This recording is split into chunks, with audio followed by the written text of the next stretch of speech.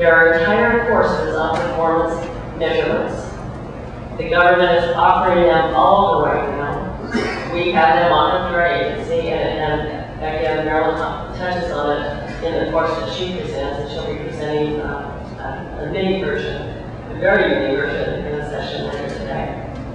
So it's essential, whether you're applying to funds in the private sector or the federal programs on the public side, whether you're doing it in your local government agency, with the city, the state, or the federal level, we're all requiring that you have performance measurements, that you be able to tell us what are the outcomes that we get for investing in you.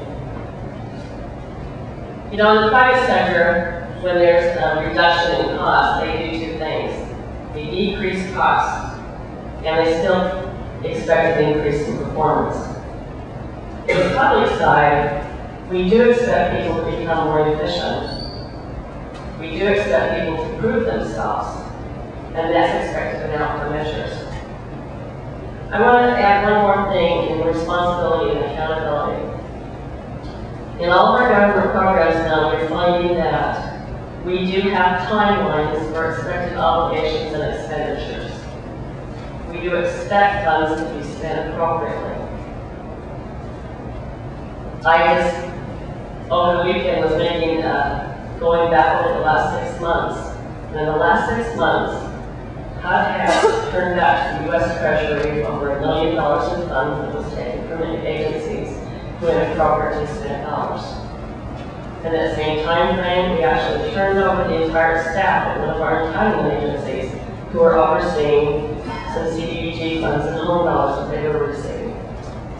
We also facilitated the transfer of 3 different programs from one nonprofit to another nonprofit in 3 different cases because they had failed to deliver or their capacity was not there to carry out projects. That's not the role we want to see. That's not what we enjoy doing. But when Congress is telling us that we have to have money spent, we must have it obligated within a specific time frame, and we have to have it expended within a specific time frame. And we have the Inspector General's office performing audits and finding money that is being spent. That role does become necessary. Also, as part of that role, the department does issue sanctions. There have been a number of entities in that last 6 months, individuals, board members, executive directors, and staff members that we've actually issued administrative sanctions against because funds have been misused or that the products were not delivered. Now, I also want to share with you that there are so many great things that you are doing. We can go on and on and on about the success. I can tell you about hundreds and thousands of jobs that are being created, about housing units that are coming online, both rental units and single-family units, about housing counseling that is being conducted for thousands of people that are being prepared for homeownership, and down payment assistance is being provided. I can talk about supportive housing, goals that are set by the state to put online 10,000 units in 5 years, and they're moving very rapidly towards accomplishing that.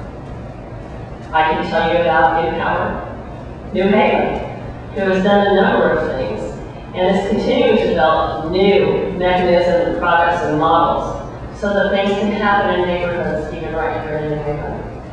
And I can go on. I can look at the people in this audience and the cities you're from, and I can tell you that those things are being mirrored over and over again, and that you're the ones to be credited for that success. We issue the dollars, but the benefits to the citizens of Connecticut and to this nation actually come from your great work. And we look forward to doing that with you in the future.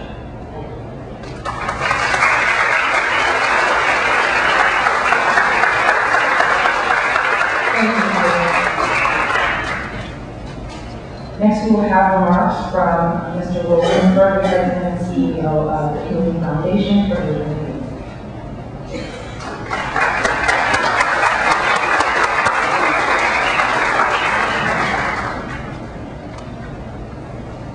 Thank you, Althea. Good morning, ladies and gentlemen. Good morning. What a pleasure to be here this morning with all of you. Many of you, people that we at the Foundation work with every day, people that with whom you all, that we share a vision of a stronger community in Greater New Haven, a vision of a more humane community in Greater New Haven, a vision of a community that delivers more effectively for all the people of Greater New Haven. We all have different roles in realizing that vision, but it's what we're all about. And it is truly, as I said, a pleasure to be here with you and to work with you this morning on how we can get even better in delivering on that vision. I do want to say also what a pleasure it is to be here with you, Althea. Althea and I work together at Empower New Haven. And I hope that everyone in this community, particularly those of us who work in the empowerment zone neighborhoods in inner city New Haven, appreciates Althea's contribution.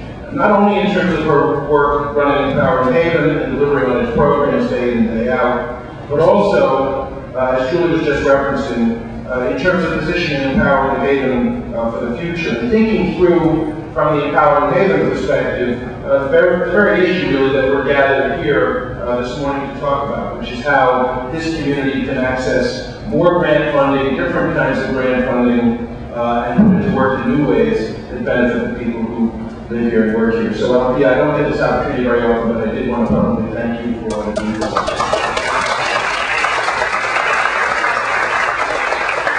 And we are, of course, here this morning thanks to the leadership of our Congresswoman, Rosa DELAURO.